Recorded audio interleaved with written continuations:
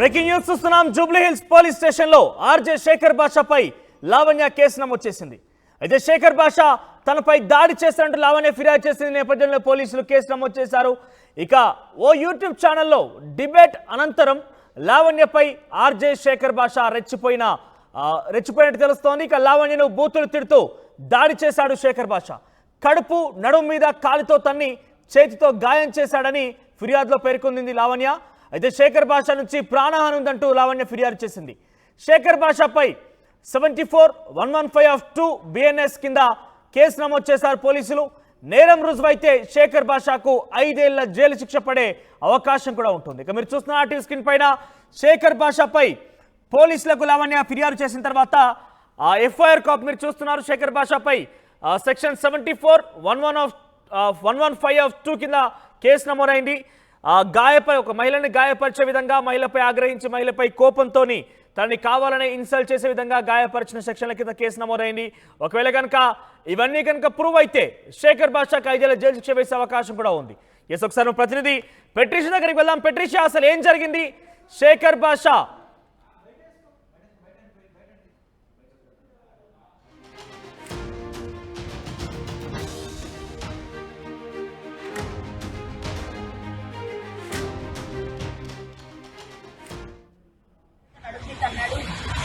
కింద పడ్డాను. నేను నా బ్రెస్ట్ మొత్తం కార్నర్ ఉన్న రాయికి తగిలింది. పోలీస్ కంప్లైంట్ ఇవ్వడం జరిగిందండి.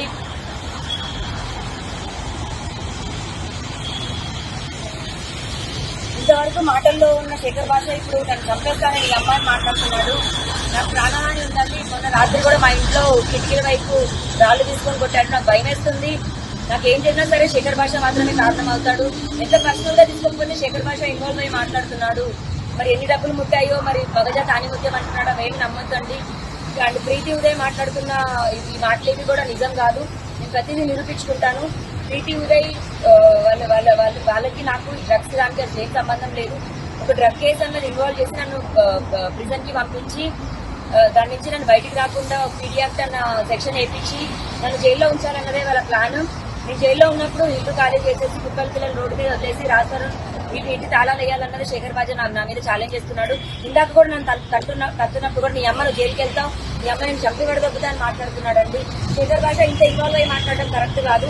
నాకు ఏమున్నా సరే రాస్తారంతో చూసుకుంటాను. శేఖర్ బాషాను దయచేసి ఎంకరేజ్ చేయొద్దండి. అతను అంత క్రిమినల్ మైండెడ్ గా మాట్లాడుతున్నాడు.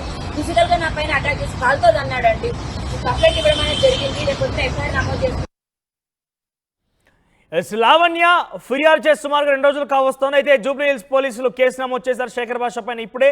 సో సెక్షన్ 74-115 కింద శేఖర్ బాషాపై కేసు నమోదైంది.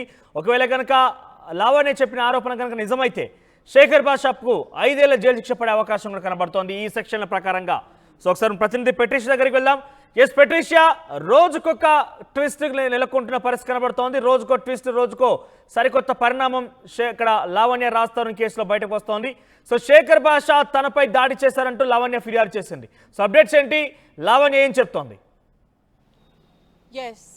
ఎస్, రోజుకో ట్విస్ట్ నెలకొంటుంది. అదేవిధంగా శేఖర్ బాషా పైన అయితే కేసు నమోదు చేయడం అయితే జరిగింది. ఒక యూట్యూబ్ కేసులో ఏదైతే యూట్యూబ్లో డిబేట్ జరుగుతున్నప్పుడు ఆర్జే శేఖర్ లావణ్య మీద బూతులు తిడుతూ దాడి చేశాడు శేఖర్ బాషా. అదేవిధంగా కడుపులో తన్నాడు, నన్ను నడుము మీద తన్నాడు, కాళ్ళతో ఏదైతే కాళ్ళ మీద కూడా కొట్టాడు, నన్ను చేతికి గాయం చేశాడు. నేను మెట్ల మీద నడుస్తున్నప్పుడు నన్ను తోసేశాడని లావణ్య చెప్తుంది.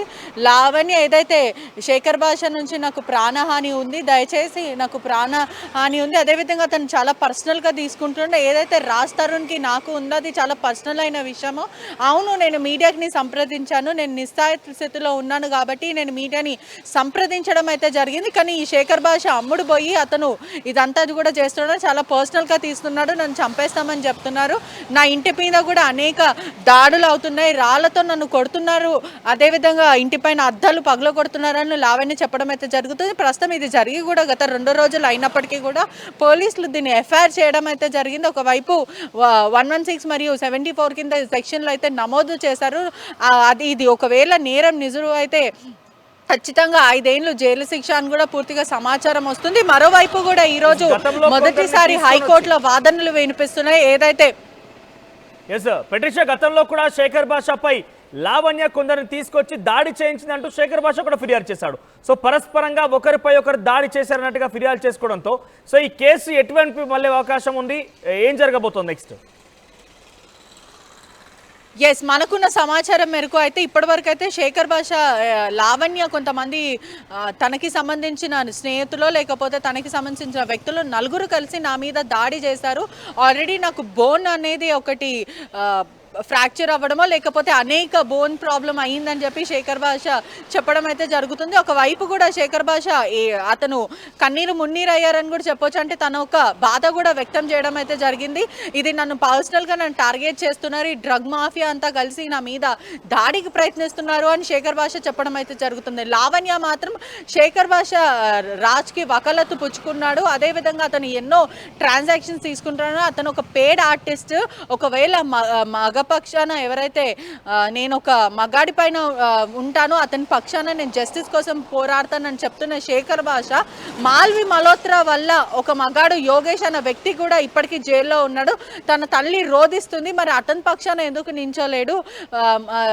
నేనైతే మగపక్షవాతిని అని చెప్పుకున్న వ్యక్తి మగాళ్ళ పక్షాన ఉండాలి కానీ డబ్బుకి ఎందుకు ఏదైతే అమ్ముడు పోతాడని చెప్పి లావణ్య చెప్పడం అయితే జరుగుతుంది. ఒకవైపు నువ్వు పోరాడాలంటే నీ వంతు కృషి నువ్వు చెయ్యొచ్చు కదా, నీ వైపు నువ్వు ఒక యూట్యూబ్ ఛానలే కానీ లేకపోతే నీ ముందు వచ్చి నువ్వు మాట్లాడాలి కానీ రాజ్ తరుణ్కి వకాలత్తు పుచ్చుకొని నువ్వు మాట్లాడడం కరెక్ట్ కాదు. నన్ను పర్సనల్గా టార్గెట్ చేస్తుండే శేఖర్ భాష, నేను దేనికైనా సిద్ధంగా ఉన్నాను, జస్టిస్కి నేను పోరాడతాను అని చెప్పి లావణ్య చెప్పడం అయితే జరుగుతుంది. ఒకవైపు శేఖర్ భాష మాత్రం అనేక కమెంట్స్ వదులుతున్నారు. నేను ఖచ్చితంగా లావణ్యని ఒక డ్రగ్స్ కేసు కింద నేను ఇరికిస్తాను, అదేవిధంగా వీళ్ళందరూ కూడా ఒక డ్రగ్ మాఫియా అని చెప్పడం అయితే జరుగుతుంది. మరోవైపు తనని మోసం చేశారని లావణ్య ఫిర్యాదు చేసింది.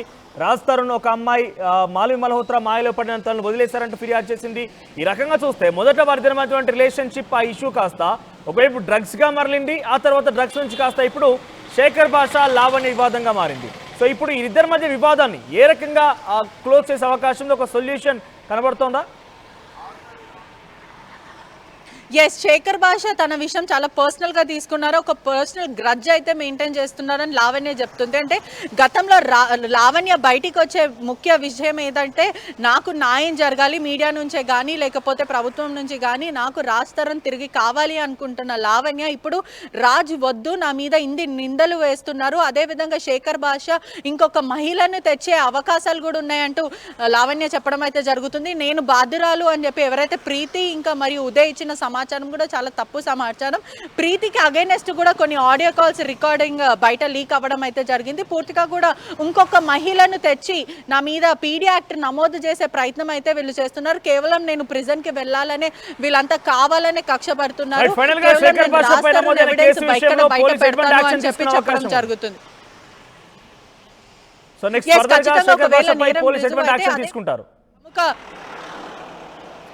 ప్రముఖ యూట్యూబ్ ఛానల్లో వీళ్ళిద్దరు గొడవ పడడం అయితే జరిగింది. ఆ యూట్యూబ్ ఛానల్లో కూడా సీసీటీవీ ఫుటేజ్ ఉంది. ఆ ఫుటేజ్ ప్రస్తుతం పోలీసుల దగ్గర ఉందని కూడా సమాచారం వస్తుంది. అదేవిధంగా ఈ రోజు మాత్రం మొదటిసారి హైకోర్టులో రెండు వైపుల వాదనలు అయితే వినిపిస్తున్నారు. రాజ్ తరుణ్ లావణ్య కేసులో ఇద్దరు లాయర్లు తమ వాదనలు ఆర్గ్యుమెంట్ సెషన్ అయితే ప్రస్తుతం కొనసాగుతుంది. ఒకవైపు యాంటిసిపేటరీ బెయిల్ ఖచ్చితంగా క్యాన్సిల్ చేయాలి అంటూ లావణ్య లాయర్ దిలీప్ సూకర ఫైట్ చేస్తున్నారు. మరి రాజ్ తరుణ్ లాయర్ మధు మాత్రం లేదు, ఖచ్చితంగా బెయిల్ మాకు కావాలి, బెయిల్ మీద మేము ఉంటాము అని అటువైపు నుంచి అయితే వాదనలు, అంటే రెండు వైపుల నుంచి వాదనలు వినిపిస్తున్నాయి. ఇదంతా కూడా ఉత్సాహంగా ఉంది. జడ్జిమెంట్ ఏమొస్తుంది అనేది కూడా ప్రస్తుతం అయితే ఒక ఎక్సైట్మెంట్ అయితే మొదలైందని కూడా చెప్పొచ్చు.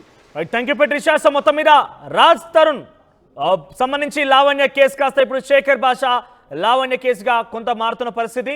సో ప్రజెంట్ అయితే శేఖర్ భాష తనపై దాడి చేశాడు, తనని గాయపరచాడంటూ లావణ్య వెళ్ళి జూబ్లీహిల్స్ పోలీస్ స్టేషన్ పరిధిలో ఫిర్యాదు చేసింది. సో ప్రస్తుతం మనం చూస్తున్నాం ఆర్టీవీ స్క్రీన్ పైన శేఖర్ భాష లావణ్య. సో ఆ లావణ్య చేసినటువంటి ఫిర్యాదు మేరకి జూబ్లీహిల్స్ పోలీసులు శేఖర్ భాషపై కేసు నమోదు చేశారు. బిఎన్ఎస్ సెక్షన్స్ 74-115 కింద కేసు నమోదైంది. ఒకేలా కనుక ఈ నేరం రుజువైతే శేఖర్ భాషకు 5 ఏళ్ల జైలు శిక్ష పడే అవకాశం కూడా ఉంది.